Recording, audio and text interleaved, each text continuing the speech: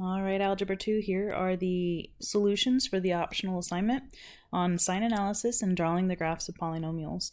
Now, just a reminder that these are sketches, so I do not expect precise mathematical. You do not have to check with Desmos to see exactly how far up this polynomial is going on the graph, where it's going to, what's the maximum and what's the minimum on this one. We are only focusing on really what's happening with the solutions and where it's crossing the x-axis. Three things to keep in mind is when it does cross or is tangent or is a point of inflection,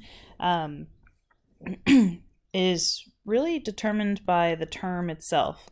So for the first one, if we have it to the first power, the term is to the first power, that would be, it would cross the x-axis like a linear line, so it'd be to the first power. If we have it, if the term is squared, that would actually be tangent. So if it's squared, it would kind of go down and then bounce because it would have two solutions right on that point, and then it would continue on. The last one is going to be where we have cubic terms, so that's when we would have x cubed, that kind of thing. That would end up being a point of inflection. So it'd be one of these three occurrences at the x-axis as far as it'll cross, or it'll be tangent, or it's a point of inflection right on the x-axis. Now for number one, I noticed that they are going to just cross at all different terms. Now we can technically graph this without using sign analysis. I'm going to show you with this first one. Notice how it's positive. So the end behavior I know is, first of all, 1, 2, 3, so it'd be to the third degree. So the degree of this polynomial would be 3. And I notice that it's positive. It is odd. So if it's odd and it's positive, that's going to end up leaving my right side being positive and the left side being negative because they are going to be in opposite ends. So I know the polynomial behavior already, or the end behavior, is going to be negative positive. The next thing that I do know is that I know the solutions of where it's going to cross the x-axis. One of them is going to end up being, so the first step in sign analysis is finding those zeros. The zeros are going to be -2, +2, +4. So here we would start off with finding that -2, 1, 2. There's our solution. +2, 1, 2, and +4.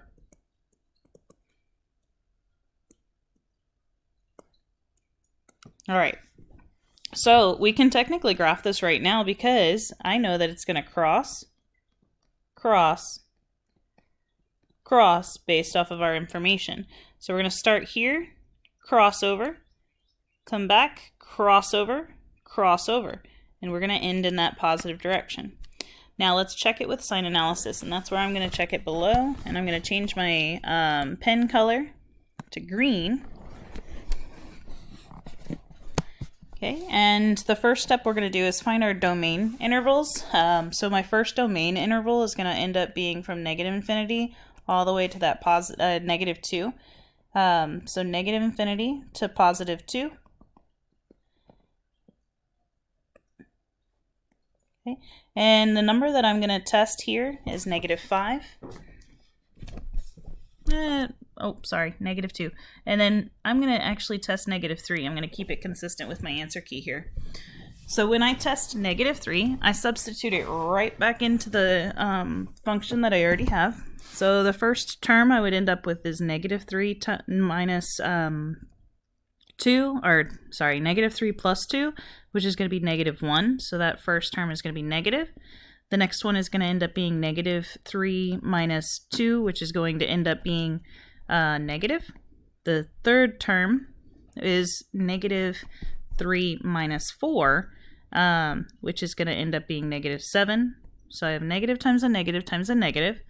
Negative times a negative is positive, times my final negative here, which is just going to end up being a negative answer. So notice how my graph correlates to that negative, which is cool. All right, so the next domain interval is going to be in between -2 and +2.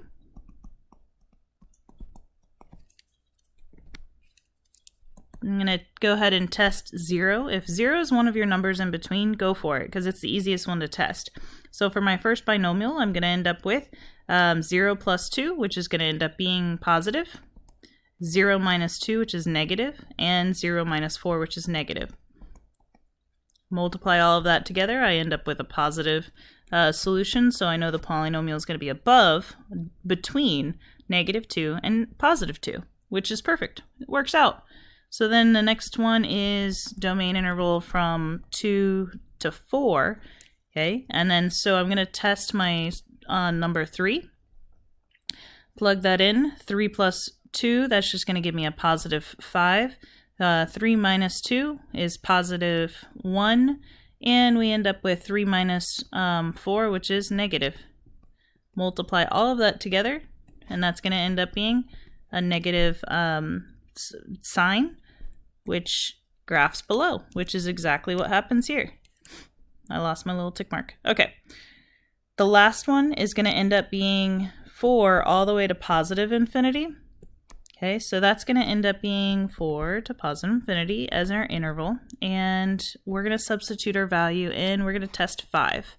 Okay, our first value is going to end up being 5 plus 2, which is positive, 5 minus 2, which is positive, and 5 minus 4, which is 1, which is still positive. So multiplying all 3 of those terms together would end up giving us a positive answer, so we know that that graph is going to end up being positive. There's our polynomial graph, and this is the sign analysis to go with it. Let's go ahead and take a look at the next problem. I'm not going to explain this one as much as I did the last one, just for time's sake. So here we go. We have 2 terms. First step, find the zeros. Ugh.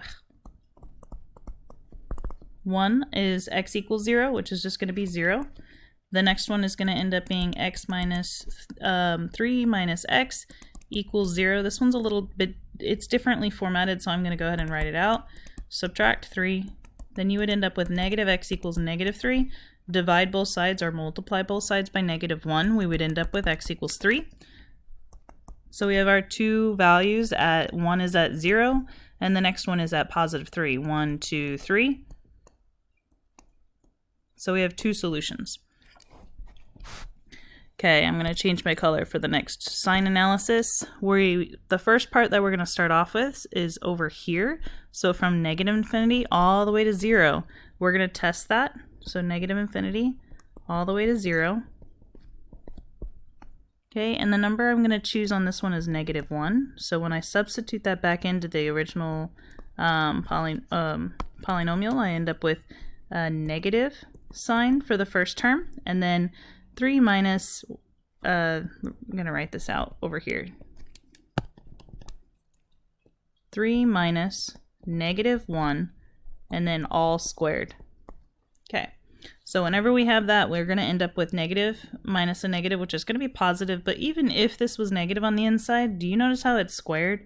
So anything squared is actually going to be positive.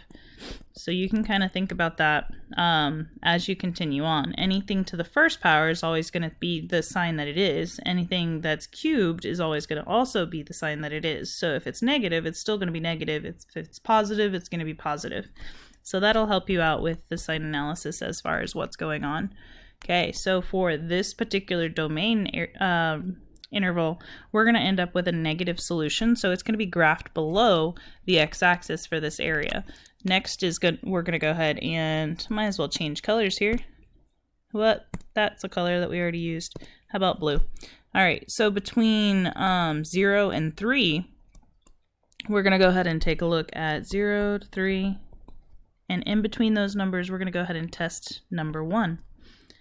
Now we're going to substitute that back in. So we're going to end up with a positive.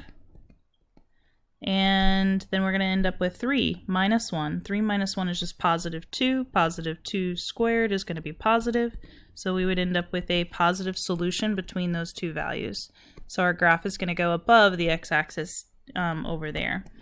All right, let's change colors just because we're going a little crazy here.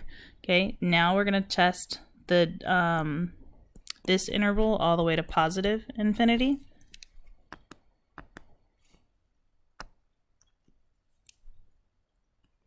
So that's going to end up being 3 all the way to positive infinity. A good number to test between there, you can pick 4, you can pick 5, you can pick 6, you can pick 10, doesn't matter. Just pick a number that's between 3 and positive infinity and you're good to go. So 5, just 5 by itself is positive. And we end up with 3 minus 5. 3 minus 5 is going to end up being negative. Negative squared is going to give you that positive solution. So we would actually end up with a positive outcome. So our graph is going to be positive on this side of the 3. As we graph it, doesn't matter how far you go. We do know that the graph is going to be negative at this point. And because we have a negative positive situation, that's going to cross. Now, it could be also a point of inflection, to tell you the truth. So we could have a cross or a point of inflection, but we're going to talk about that more next lesson next week. So if it's to the first power, it's going to cross. If it's squared, that's going to be tangent. Okay, so right here we know that this is going to be a point that's tangent, and this is going to end up being a cross. Right here, and tangent is right here.